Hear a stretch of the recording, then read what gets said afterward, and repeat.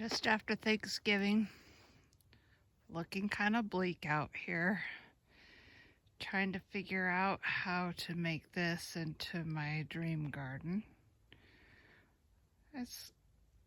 We've come pretty far, actually. So this is our second winter. We had one summer here in which my wonderful husband built a big deer fence enclosing about a quarter of an acre, and I had several rows planted, but I'm used to gardening in a much different location. On the west side of Washington State, which is basically a rainforest, we moved to basically desert highland, but I grew lots of jalapenos, but everything else that I normally grow didn't work out so well. So I'm learning and trying to figure out how to make this what I want.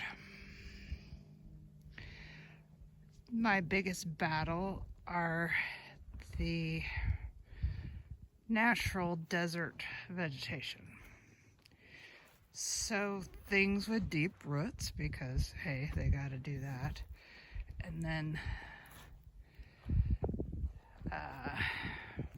lots of grasses that grow by sending out their long tendrils and water. So lucky enough to have well water, and I didn't want to waste a bunch of it, so I've got a lot of, I thought, okay, I'll irrigate close to the ground, and I tried 3 different types, not knowing quite what would work here. Soaking hoses, not so much, because it's just too dry. So the things I had soaker hoses on, potatoes, they didn't get enough water. But these guys, these trees did well with a little drip irrigation going right to the base. But come to find out, we have lots of calcium in the water. It's really hard water. So all the little openings clog within a short amount of time. So I might have to rethink that. It's all a big learning curve. We also are high in elevation, about 2,000 feet. So I guess really cold at night and warmer during the day is not unusual through June, surprisingly. We had a freeze in the middle of June.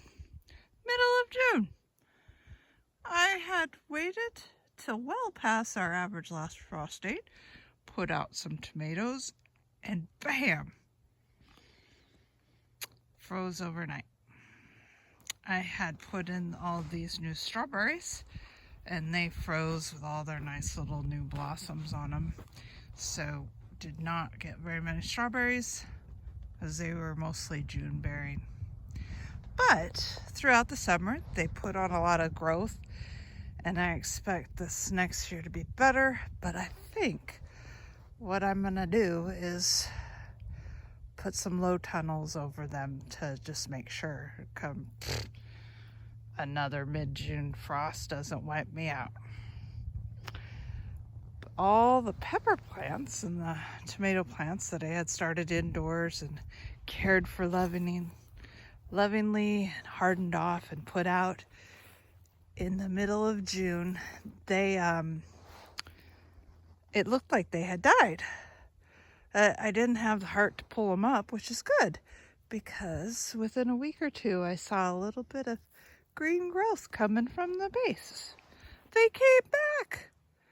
So I guess they had a really good root system, and they did come back, but it took a while. So by the time I got tomatoes actually setting fruit, not very many of them had time to turn red before then. In the fall, yeah, it stays nice during the day, but cold temperatures at night again. So next year's strategy, another low tunnel just to get them, I guess, till the end of June, beginning of July. Insane. But the peppers did really good.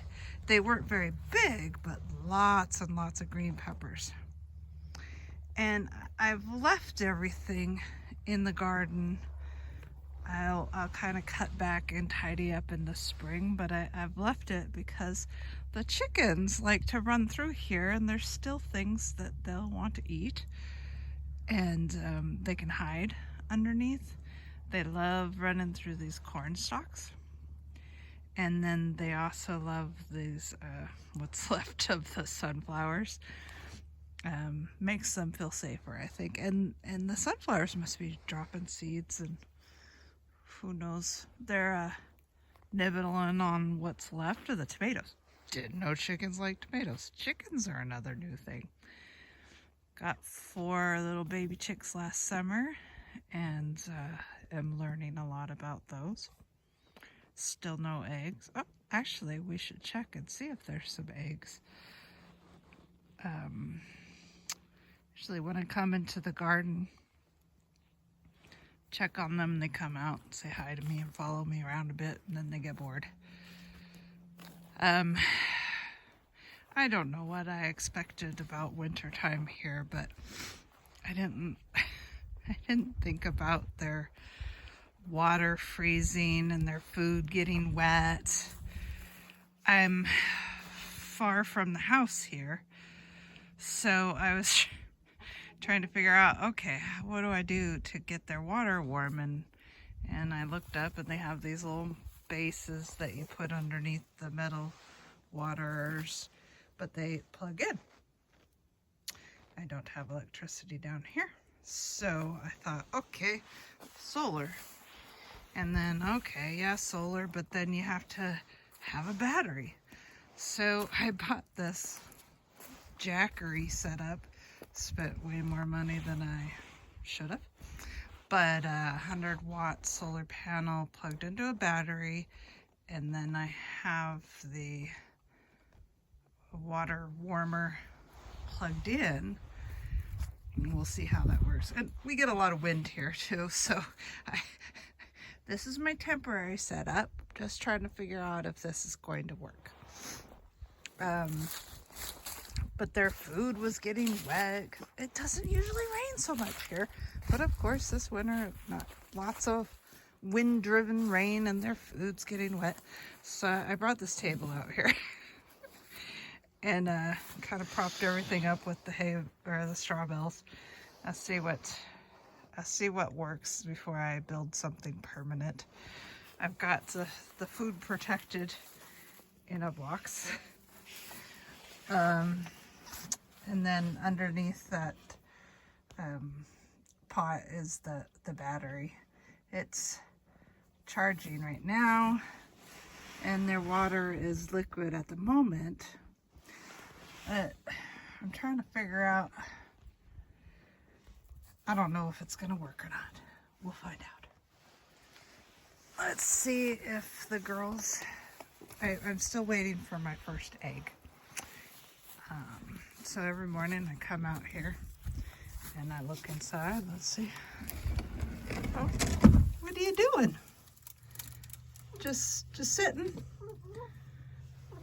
So no eggs. No eggs. And I tried to set this up so they wouldn't go and poop where they're supposed to be laying eggs. Or I don't know. I didn't know chickens poop so much. I built this thinking they would just sleep in it, but I didn't know that they would want to hang out in it so much. And I didn't really make it very friendly to clean out. So it's hard for me to climb in there and clean it out. I didn't know I'd have to clean it out so much. But they apparently like to just really hang out in there. So I just have that little door and I climb in, and pull out all the old straw and put in new. Didn't know I'd need so much straw. And so, of course, the straw is sitting there getting wet because it's a wetter fall than normal. Well, what do I know what's normal? This is only our second fall here, so I was just going by last year's experience. I need a bigger group to take from my knowledge. So, I'm thinking, and I don't know if it's a brilliant idea or a really stupid one. We'll find out. But I've been watching how these people, I don't know, some European country used to make houses out of sod. They would take a layer of sod and just pile it, and that's their wall. And since there's lots of grasses and roots growing through there, it kept it all pretty darn solid. So then I've been thinking I wanted to do some wallapini type thing, you know? Solid back wall, and then the greenhouse front wall, and built into the side of a hill where you have all that insulation. Very well protected, but my hill is rock. I mean, you put a shovel, you can't get a shovel in. It's just rocks with a bit of bushes and a little bit of dirt. So I can't dig into that hillside. But as soon as it starts coming to the bottom of the hill, it's a nice little valley hill here that has really good dirt. So, can I build a wallapini and have the back wall be just layers of sod? Because I was thinking that I fought so many weeds this summer because they're just growing in from the walkways, which, okay, that's pretty normal. But what if I took off the top layer of sod, which would have a lot of those grasses and such in there, and then use layers of that sod to then build a back wall and dig in a little bit in the dirt and have kind of a little bit of a wallapini idea? What if I do that? If I tell my husband, he'll think I'm crazy. So I may do just what I do a lot of times and just do a project and explain later. Hey, don't. Men do that too. Do something, ask forgiveness later. I don't make too much of a mess sometimes. I can undo it, right? What if it's just the most brilliant idea and you're using resources that don't cost very much? It'd be perfect. So stay tuned. We'll see. See what the ideas are. The other thing I want to do, I want to learn about bees. I think it would be freaking cool to have a beehive and have my own honey. Been trying to do more and more homemade things. We got the most expensive eggs that we don't have yet. That's true. But once we get started, we'll get the eggs going. I went and mine down the road. I talk about raising little chicks and then doing the butchering thing and eating the chicken that I grow. I think I could do it. I mean, you just have to get over killing the chicken, right? I might be able to do it. But I'll try. Having more and more independence is very attractive, and knowing where my food comes from is very attractive too. So, we'll see. We'll see what I can do.